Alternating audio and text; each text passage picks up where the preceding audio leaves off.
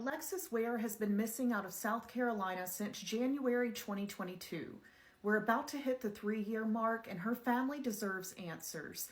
Please share this video, make your own video, and give me the next couple of minutes of your time. Alexis deserves to have her story told. On January 30th, 2022, Alexis went to a 7-Eleven off of Highway 29 in Anderson, South Carolina. She was going there to drop off her youngest child with that child's father, TJ. According to everything I've read, although Alexis and TJ were no longer together, they were co-parenting just fine. It's also reported that surveillance video from that 7-Eleven showed there looked to be no issue, no altercation, and TJ was cleared from this case about a year into the investigation. Now, before they left that 7-Eleven, it is stated that Alexis and TJ agreed that TJ and the child would drive to his mom's house and Alexis was going to follow them there. But then, TJ says that at approximately 7:30 p.m., they were at a red light and Alexis, who had been following him as they agreed, drove around him and sped off, and she has never been seen again. This is the red Honda that Alexis was driving when she was following TJ, and then, according to him, she just drove off in. After that, and remember, TJ said that happened at 7:30 p.m., at 8:15 p.m., Alexis's cell phone pinged on a tower about 30 miles away from the 7-Eleven that they had met up at.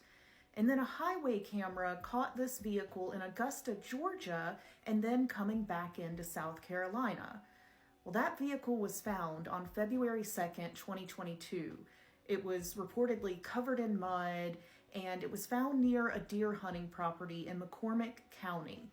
And that deer hunting property was about 70 miles away from the red light where TJ says Alexis just disappeared. Alexis's cell phone and purse were found in the vehicle, and her bonnet that she often wore was found right outside of that vehicle. I want to tell you about some things that Alexis reportedly told her mother before her disappearance. She said that she was getting unwanted phone calls repeatedly, though she never said who they were from. She also said that she was being followed for months by a truck. And actually on the day of her disappearance, she said there was a black truck outside of her apartment and she called police. She waited until the truck was gone and police left, and that's when she got into her Honda to meet up with TJ at that 7-Eleven. Her mother also says that Alexis said her birthday was coming up, her 30th birthday, and she was terrified that she wasn't going to make it to that birthday. And then she disappeared before she turned 30. Alexis's loved ones feel that this is not just a missing persons case or someone that chose to go missing. They say this was an abduction and that Alexis never would have left her children behind. She had plans. She wanted to move to Atlanta and open up a boutique, and she was already saving and investing for her children's future and her own. They said that Alexis, who lovingly went by Lex, was smart and responsible, and she wouldn't have just taken off from everything on her own accord. The 3-year anniversary of Alexis's disappearance is in only 6 days.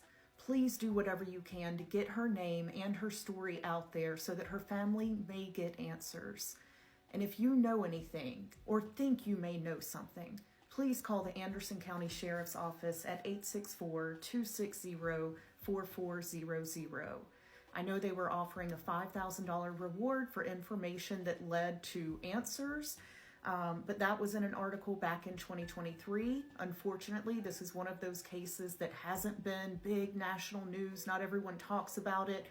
Let's try to change that. It is never too late. Say Alexis's name and get her family answers.